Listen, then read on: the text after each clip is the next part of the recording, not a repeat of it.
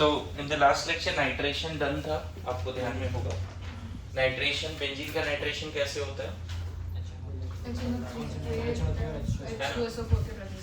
ठीक है, जैसे बेंजीन के लिए तो हमें कॉन्सेंट्रेटेड का जरूरत पड़ा है ना, concentrated HNO3 plus concentrated H2SO4। तो यहाँ पे सिर्फ क्या आ गया, NO2 ग्रुप। पूरा मैकेनिज्म ध्यान में होगा, हमने लिखा है, समझ लो अच्छे से। अगर यहाँ पे मान लो कोई एक्टिवेटर है तो थोड़ा माइल्डर कंडीशन में रिएक्शंस होगा। बात समझे? थोड़ा मैंने क्या बोला था अभी, मेनली टारगेट क्या है, reactions of EAS of benzene. सबसे पहले भी क्या चल रहा है, EAS ऑफ बेंजीन। लेकिन आपको पता है EAS ऑफ क्या, कोई ग्रुप भी लगा होगा। और लास्ट क्लास बताया था कि बहुत सारे ग्रुप्स हैं पूरे एनसीईआरटी में, जगह जगह दिए हुए हैं। क्लोरोबेंजीन का नाइट्रेशन है, फेनॉल का नाइट्रेशन है, टॉल्यूइन का नाइट्रेशन है। तो अगर कोई एक्टिवेटर लगा हुआ है ना, तो हो सकता है इसी के प्रेजेंस में हो जाए, माइल्डर कंडीशन से हो जाए। देखा गया फेनॉल के केस में अगर तुम सेम यूज करते हो तो ट्राइनाइट्रोफेनॉल बनता है। ऑल्दो अभी नहीं पढ़ा होगा, लेकिन तुम्हें थोड़ा आइडिया दे रहा हूँ। ये हम फेनॉल जब अलग से हेडिंग देंगे तब पढ़ेंगे।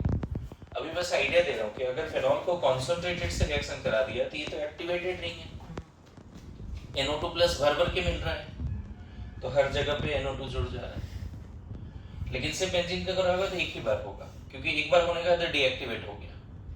अब फर्दर अगर नाइट्रेशन कराओगे इसका, जब तक नहीं लिखा हुआ है फर्दर, तब तक नहीं करना है। बेंजीन को अगर इससे पास कराया कॉन्सेंट्रेटेड, एक ही बार करना है। टॉल्यूइन को भी जब तक नहीं लिखा हुआ है 2 बार मत करो। लेकिन ये एनसीईआरटी में लिखा है कि फेनॉल को अगर कॉन्सेंट्रेटेड से पास कराएंगे तो तीनों जगह पे NO2 लग जाता है, पिक्रिक एसिड बन जाता है। समझ में आ रहा है? अगर यही फेनॉल को डाइल्यूट से कराएंगे तो सिर्फ ऑर्थोपैरा पे फिर आएगा। और पता चला इस केस में H2SO4 का भी जरूरत नहीं है, ऑर्थोनाइट्रोफेनॉल है, पैरानाइट्रोफेनॉल। मेटा पे अभी भी नहीं आएगा क्योंकि फेनॉल क्या है, ऑर्थोपैरा डायरेक्टर है। मेटा वाला बना भी होगा तो नहीं के बराबर बना होगा। लास्ट क्लास यही डिस्कशन चल रहा था, याद है? हाँ बोल सकते हैं, बनने के बाद है ना, ठीक है ना, ठीक है। अब यहाँ पे अगर मान लो कोई डीएक्टिवेटर लगा रहा था, जैसे NO2 पहले से लगा हुआ है, फिर इसका नाइट्रेशन कराना चाहते हो, तो कॉन्सेंट्रेटेड तो लगेगा ही, लेकिन पता चला कि और ज्यादा टेम्परेचर पे लगा। नॉर्मल बेंजीन का नाइट्रेशन रूम टेम्परेचर पे अगर हो रहा है, तो नाइट्रोबेंजीन का फर्दर अगर नाइट्रेशन करोगे तो कॉन्सेंट्रेटेड तो लगेगा ही। लास्ट क्लास बोला था TNT बनता है ना। अगर एक बार हो गया उसके बाद फिर यही तो यहाँ आया ना, एक तरह से ये यहाँ आ गया, और इसका फर्दर नाइट्रेशन कर रहे हो तो थोड़ा सा कंडीशन क्या है, मुझे एग्जैक्ट टेम्परेचर नहीं पता, लेकिन लगभग 60 डिग्री और यहाँ पे 25 डिग्री C ऐसा हो रहा था ना। और तब यहाँ पे पैरा पे आ रहा था, सॉरी मेटा पे 2 लग गए। अब मान लो इसका फर्दर नाइट्रेशन कराना चाहते हो तो अभी भी कॉन्सेंट्रेटेड ही देना पड़ेगा, बट 600 डिग्री सेल्सियस पे, 600 100 के आसपास। सर किसी में एक में डेटा मेंशन था है क्या, एक बार देख लेना फिर से अगर कॉन्सेंट्रेटेड HNO3 कराएंगे, मुझे डेटा भी एग्जैक्ट नहीं पता, बस मैं ये बोल सकता हूँ कि और ज्यादा टेम्परेचर चाहिए, और ज्यादा टेम्परेचर चाहिए। और यहाँ पे क्या बन जाता था, TNT, ध्यान में बोला था कि यही एक्सप्लोसिव होता है। TNT बोल रहा हूँ, TNB, ट्राइनाइट्रो बेंजीन, ये बताया था। तो मेरा कंसर्न ये है कि नाइट्रेशन जब भी कराओ बेंजीन का, ये है अगर एक्टिवेटेड रिंग का नाइट्रेशन कराओगे तो रिएजेंट हो सकता है थोड़ा सेम हो या कंडीशन माइल्डर हो जाए। डीएक्टिवेटेड कराओगे तो भी रिएजेंट सेम रहेगा, लेकिन कंडीशन थोड़ा और स्ट्रांग हो जाए, विग्रस कंडीशन हो जाए। मेरी बात आ रही समझ में सबको? कंडीशन थोड़ा स्ट्रांग हो जाएगा, विग्रस कंडीशन हो जाएगा। बोलो गुड टू गो, रिएक्शन हो। तो ये सब थोड़ा चेंजेस आ जाते हैं जिसका आपको ध्यान रखना चाहिए। ओके, नाउ सेकंड हम लोग चलते हैं। ये लिखना चाहो तो लिख सकते हो, मतलब अगर फेनॉल का कभी नाइट्रेशन कराते हो कॉन्सेंट्रेटेड से तो पिक्रिक एसिड बन जाता है, लेकिन वही तुम फेनॉल का डाइल्यूट से कराते हो। और ये कहाँ दिया हुआ है, एनसीईआरटी लाए हो सब लोग? एनसीईआरटी निकालो फिर, अगर लाए हो 12th वाले एनसीईआरटी तो मैंने ये दिया हुआ है कि एनसीईआरटी जरूर कैरी करना है ना। देखिए लिखो halogenation of benzene, halogenation of benzene, quickly लिखो हैलोजिनेशन ऑफ बेंजीन। देखिए सेकंड है नाइट्रेशन में इतना याद रखो। देखो हैलोजिनेशन ऑफ बेंजीन में बेंजीन लेना है, X2 लेना है, X या मोस्टली क्लोरीन और ब्रोमीन होता है, क्यों बताऊंगा। और यहाँ पे लेना है लेविस एसिड कैटलिस्ट एनहाइड्रस, ठीक है, और बन जाता है हाइड्रोजन हट के हैलोजन लग जाता है। ये ऑब्वियसली यहाँ HX भी होगा। एक तरह से ऐसे सोचो क्या हुआ, ये टूट गया X प्लस और X माइनस में, X माइनस H प्लस ने दोस्ती कर ली, यहाँ नेगेटिव आया होगा, H प्लस निकला तो उसने X माइनस X प्लस से जोड़ लिया। शॉर्टकट क्या बोले, है ना, हालांकि ऐसे नहीं चलता है लेकिन फिर भी याद रखने के लिए बता देता हूँ। सबसे पहले ये वाला बॉन्ड टूट गया और XX बॉन्ड टूट गया। कैसे टूटा, इस तरह से याद मत करना, है ना। यहाँ पे आ जाएगा माइनस, यहाँ H प्लस और यहाँ X प्लस और X माइनस। शॉर्टकट बस बता रहा हूँ समझने के लिए। ये दोनों जुड़ गया, ये दोनों जुड़ गया, देखा। लेकिन एक्चुअल मैकेनिज्म क्या है, बात करें एक्चुअल मैकेनिज्म। देखो हैलोजिनेशन, सबसे पहले जो HX है यहाँ पे वो HX बोल रहा हूँ, X2 जो है वो किसी ना किसी लेविस एसिड कैटलिस्ट से रिएक्ट करता है। लेविस एसिड कैटलिस्ट में भी AlX3 एनहाइड्रस, ये ना X माइनस के साथ दोस्ती करेगा तो इसके प्रेजेंस में ये बॉन्ड टूट जाता है और ये इसके पास चला जाता है, बन जाता है X plus and AlX4 minus. जैसे एग्जांपल के लिए मान लो तो हम ले लेते हैं ClCl और यहाँ AlCl3 ले लेते हैं, तुरंत इसके प्रेजेंस में ये बॉन्ड टूटेगा, Cl माइनस इसके साथ हो लेगा क्योंकि Levi's acid catalyst lone pair acceptor है, Cl माइनस अपना लोन पेयर उसको दे देगा, Cl plus and AlCl4 minus बन जाए। AlCl का कैसा स्ट्रक्चर होगा बच्चे, AlCl के पास 3 बॉन्ड होगा ऐसा, ये है AlCl3 और आपको पता है ये इलेक्ट्रॉन डेफिशिएंट है, इसके पास 6 इलेक्ट्रॉन है बॉन्डिंग के हिसाब से। AlCl4 माइनस अगर कोई बोलेगा तो इसका कैसा स्ट्रक्चर होगा, एक कोऑर्डिनेट बॉन्ड यहाँ पे दिखाओ जिसमें क्लोराइड जो है अपना इलेक्ट्रॉन इसको दे रहा है, 3 नॉर्मल बॉन्ड और नेगेटिव इसी पे। AlCl-4 मतलब क्लोरीन को क्लोरीन अपना लोन पेयर जो Cl माइनस निकला वो अपना लोन पेयर किसको दे दिया, एल्युमिनियम को, क्योंकि ऑब्वियसली उसके पास पहले 6 इलेक्ट्रॉन है, अभी 8 इलेक्ट्रॉन अपडेट पूरा हो जाता है। तो अभी जो तुम क्वेश्चन पूछ रहे थे what is the use of Levi's acid catalyst, halogens के केस में देखो ये नॉन पोलर होता है, ये उतना ज्यादा पोलर तो है नहीं, नॉन पोलर है, और हमें बेंजीन की तरफ Cl2 नहीं भेजना है, बेंजीन की तरफ क्या भेजना है, Cl प्लस। अच्छा बेंजीन उतना पावरफुल भी नहीं है। यहाँ पे एक बड़ा इंपॉर्टेंट इंटरेस्टिंग बात बताऊं, तुम अप्रिशिएट करोगे क्योंकि तुमने इलेक्ट्रोफिलिक एडिशन पढ़ा है।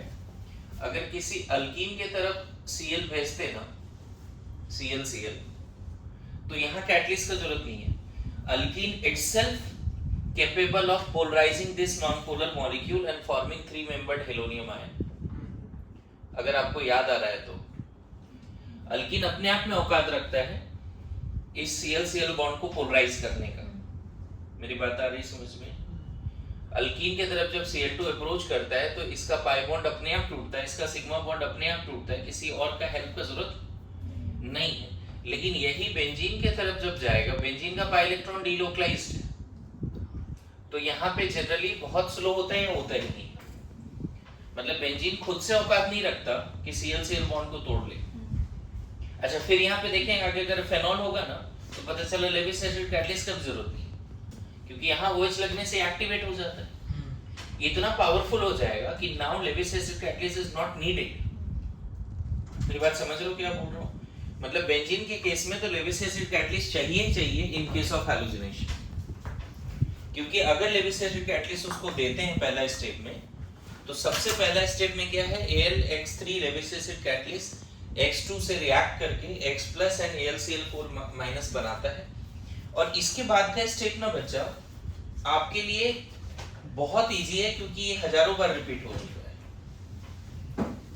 X प्लस बताओ क्या होगा, बेंजीन की तरफ अब X प्लस जाएगा, ये बहुत बार हो चुका है बातें। इसके बाद का स्टेप्स आपको पता है, मान लो 1 और 2 है, कहाँ जाएगा X प्लस, कहीं भी जा सकता है, बेंजीन में कोई दिक्कत नहीं है। तो जब ये दोनों अप्रोच करेगा तो ये बॉन्ड पहले टूटेगा, ये इस पे अटैक करेगा, फिर क्या हो गया देखो तो, यहाँ प्लस आ गया, यहाँ पे H और X दोनों है, यहाँ पर भी H था वो दिखाया नहीं जाता, तो अदर कार्बन पे H नहीं दिखा रहे, वहां पे दिखा रहे क्योंकि उस H को बाद में हटाना है।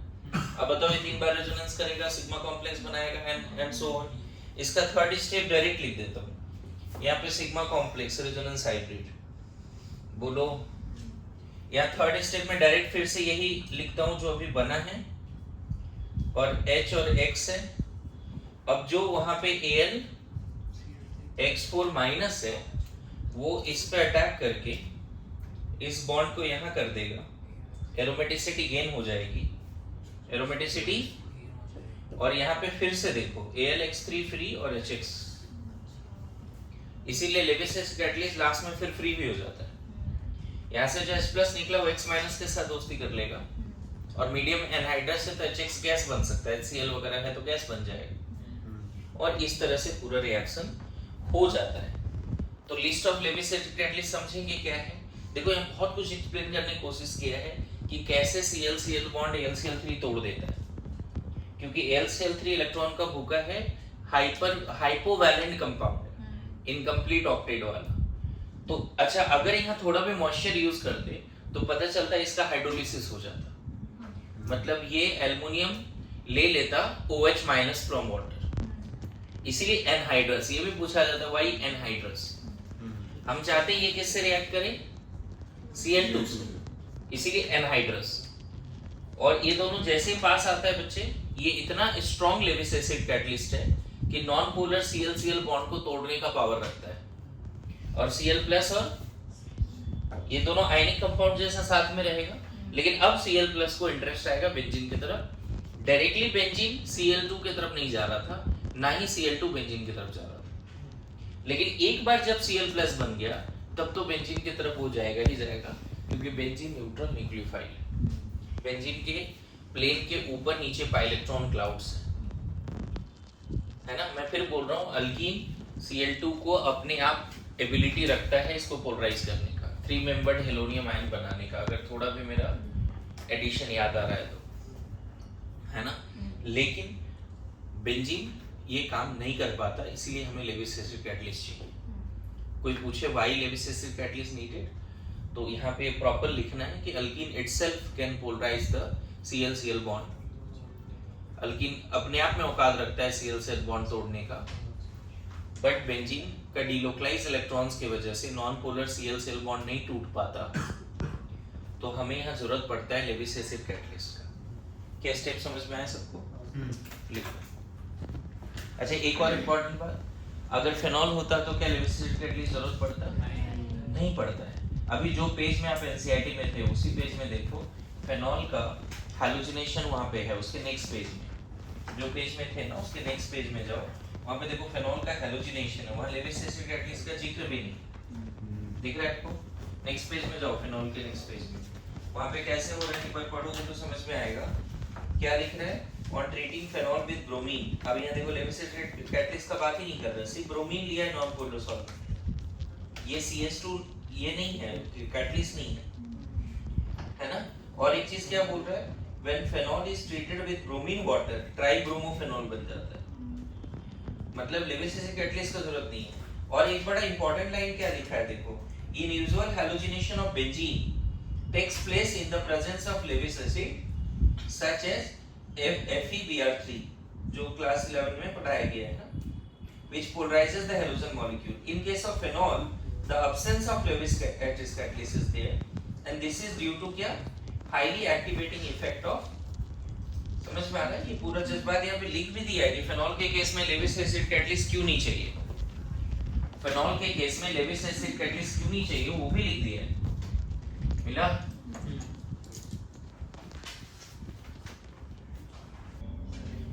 ओके नहीं अब 1 मिनट नहीं दूंगा, जल्दी कर। इसमें इंपॉर्टेंट बात क्या है, ज्यादातर रिएक्शन किसके प्रेजेंस में होता है?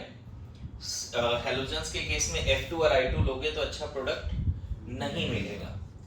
अगर इस केस में F2 I2 लोगे तो अच्छा प्रोडक्ट नहीं मिलेगा, ये ध्यान में रखना है। यहाँ पे अभी कुछ नया चीज बताने वाला हूँ खतरनाक, उस पर ध्यान रखना। डाइजोनियम सॉल्ट करके कुछ बताऊंगा, बहुत जबरदस्त चीज है, थोड़ा फोकस करना। हालांकि वो NAR का रिएक्शन है, NAR बोल रहा हूँ, SN रिएक्शन है ना, तो वो अभी यहाँ पे बताने वाले हैं। डन, बोलो। तो कभी भी 2-3 यहाँ पे की पॉइंट्स क्या क्या है, पहले तो बताओ F2 क्यों नहीं यूज कर सकते? F2 highly reactive. देखो दो बातें, एक तो F+ जल्दी बनेगा नहीं,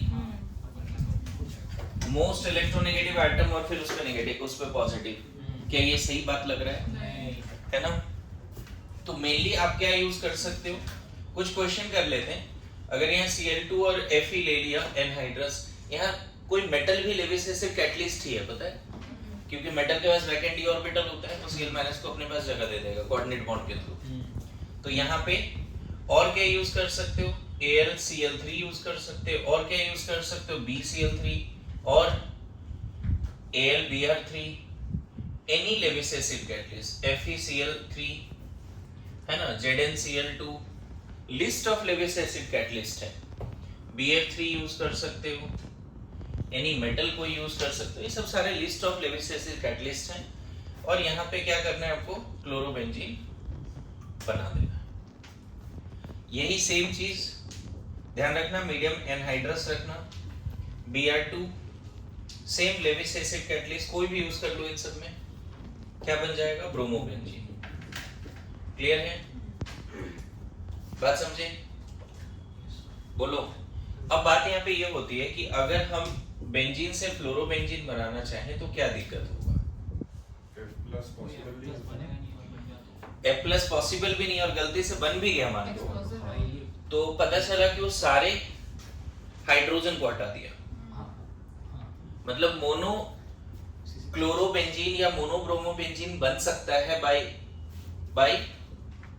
इलेक्ट्रोफिलिक एरोमेटिक सब्स्टिट्यूशन। मोनोक्लोरोबेंजीन, मोनोब्रोमोबेंजीन भी बन सकता है बाय इलेक्ट्रोफिलिक सब्स्टिट्यूशन, है ना। बट मोनोफ्लोरोबेंजीन जल्दी बनता नहीं, इतना ज्यादा रिएक्टिव है ना, और वो जो एक्सप्लोजन का बात हो रहा है वो सब भी मतलब काफी डिफिकल्ट है। तो क्या हम ये बोल दें कि इस मैकेनिज्म के थ्रू फ्लोरोबेंजीन बनाना सही मेथड नहीं है? बाय EAS फ्लोरोबेंजीन बनाना सही मेथड नहीं है। क्यों नहीं है? क्योंकि F+ भी पॉसिबल नहीं है। और क्या बात हो सकती है? और क्या बात हो सकती है? F+ पॉसिबल नहीं है तो और क्या बात हो सकती है? एक तो अगर F+ बन भी गया तो मोनोफ्लोरोबेंजीन तो नहीं बनेगा, ये भी एक रीजन में आ सकता है। क्लियर है? Fluorination is not possible by this method because F+ is not possible, ये भी लिख सकते हैं, है ना। या फिर तुम ऐसे भी बोल सकते हो कि अगर F+ बन भी गया तो पता चला कि कार्बन कार्बन चेन ब्रेकिंग हो गया, या मोनो स्टेज पे रोक ही नहीं पाए, मोनो स्टेज पे नहीं रोक पाए। मेरी बात समझ रहे हो? अच्छा, नेक्स्ट इसमें ये इंपॉर्टेंट पॉइंट है, की पॉइंट, मतलब ये एक नोट में लिख सकते हो कि fluorobenzene by this method can not be the major product, monofluorobenzene का। क्यों? क्योंकि F+ नहीं बनता, और गलती से मान लो किसी भी तरह से तुमने F+ बना भी लिया तो फिर रिएक्शन को कंट्रोल करना इम्पॉसिबल, कंट्रोल करना पॉसिबल नहीं। बात समझे? अगर ये क्वेश्चन आ गया कि कौन सा एराइल हैलाइड इस मेथड से नहीं बनेगा, ये मेथड का फुल फॉर्म क्या है? Electrophilic aromatic substitution. कौन सा एराइल हैलाइड इस मेथड से नहीं बनेगा? तो फ्लोरोबेंजीन। अच्छा, नोट 1 में ये वाली बात हो गई। नोट 2 में अगर आप ये करना चाहते हो, I2 ले लेते हो, लेविस एसिड कैटलिस्ट ले लेते हो, एनहाइड्रस, इधर इधर पहले समझ लो। अगर आप I2 लेते हो, लेविस एसिड कैटलिस्ट लेते हो, एनहाइड्रस, तो आयोडीनेशन के केस में देखा गया हो तो जाता है रिएक्शन, बट HI जो बनता है वो strong reducing agent, strong reducing agent है जो रिएक्शन को बैक कर देता है। मतलब फॉरवर्ड डायरेक्शन में इलेक्ट्रोफाइल I+ है और बैकवर्ड डायरेक्शन में वही काम H+ कर रहा है जो इप्सो अटैक कर रहा है। मतलब यहां से H+ आ रहा है इस कार्बन पे और I+ को निकाल देना है। मेरी बात समझ में आ रहा है? यहां से H+ आ रहा है और यहां अटैक करके I+ निकाल दे रहा है। फॉरवर्ड डायरेक्शन में क्या हो रहा है? I+ यहां अटैक करके H+ निकाल रहा है। तो बोला जाता है iodination is possible but yield is very less because of reversibility, है ना? Iodination of benzene by EAS is possible but it is reversible and the yield is very poor, and the yield is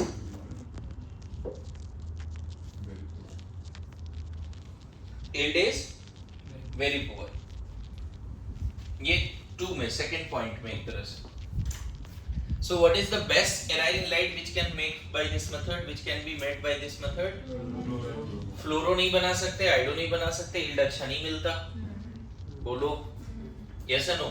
अच्छा एक चीज और बताओ, अगर आपसे reactivity पूछा जाए हैलोजन पे प्लस है तो F+ कितना रिएक्टिव होगा?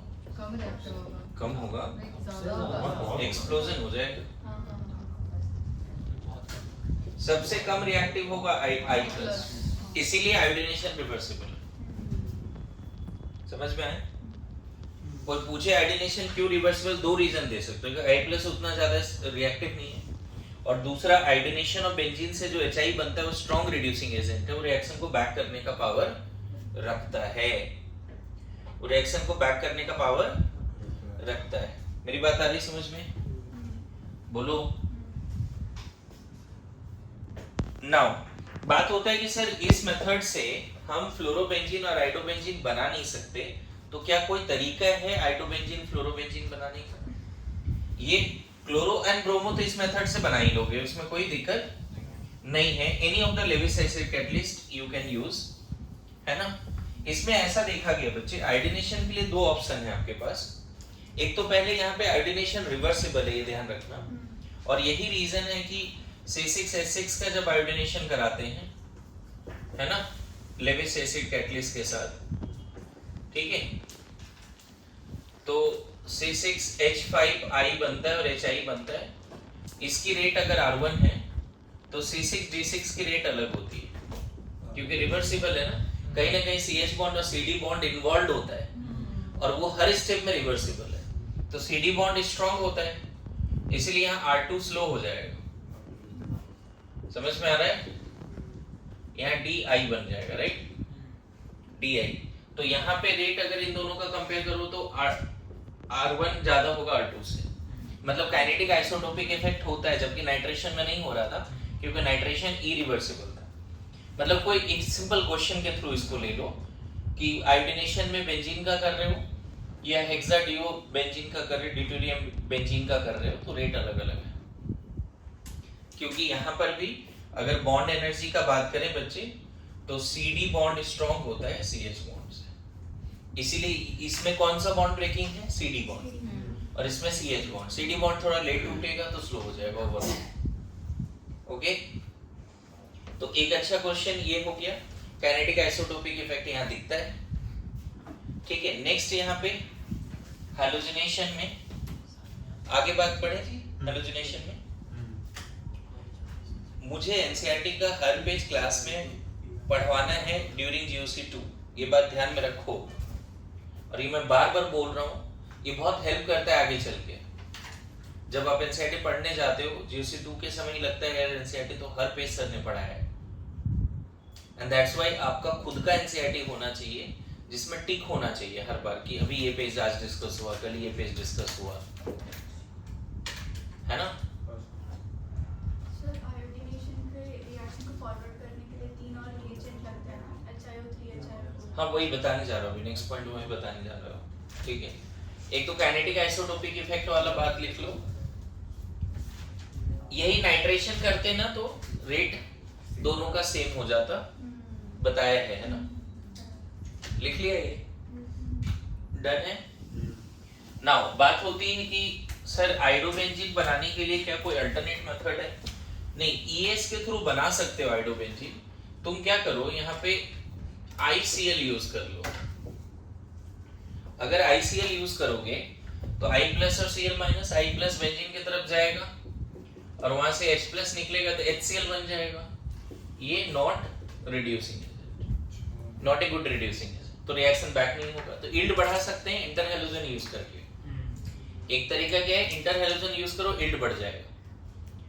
I2 की जगह पे ICl यूज कर लो, है ना, नॉट गुड रिड्यूसिंग एजेंट, है ना, पूरा लिख लेना, नॉट गुड रिड्यूसिंग एजेंट। दूसरा तरीका क्या है यहाँ पे देखो, इसी मेथड से अगर आपको बनाना है आइडोबेंजीन तो आप क्या करो, I2 भी यूज करो, लेविस एसिड कैटलिस्ट भी लो और यहाँ कुछ ऑक्सीडाइजिंग एजेंट ले लो। ऑक्सीडाइजिंग एजेंट जैसे कि मान लो आप ले लो HNO3, समझे, क्लियर है, HNO3 वगैरह ले लीजिए। तो होगा क्या यहाँ से जैसे ये रिवर्सिबल है, जैसे ही आइडोबेंजीन बनेगा HI बनेगा, HI गुड रिड्यूसिंग एजेंट है, गुड रिड्यूसिंग एजेंट है। अब ये रिड्यूसिंग एजेंट बेंजीन की तरफ नहीं जाएगा क्योंकि उसको ऑक्सीडाइजिंग एजेंट मिल रहा है। तो पता चला ये दोनों रिएक्ट करके रिएक्शन को थोड़ा फॉरवर्ड लेके चला गया कि प्रोडक्ट गायब हो रहा है तो रिएक्शन फॉरवर्ड जाएगा। बोलो, तो अगर यील्ड बढ़ाना है आपको तो I2 लेविस एसिड कैटलिस्ट के साथ साथ ऑक्सीडाइजिंग एजेंट ले लो, तो उससे क्या होगा, आइडोबेंजीन और HI बनेगा। HI रिएक्शन को बैक नहीं कर पाएगा क्योंकि HI जैसे बनेगा उसको ऑक्सीडाइजिंग एजेंट कंज्यूम कर लेगा। तो कहीं ना कहीं you can increase the yield by this method, मतलब ES के थ्रू अगर आइडोबेंजीन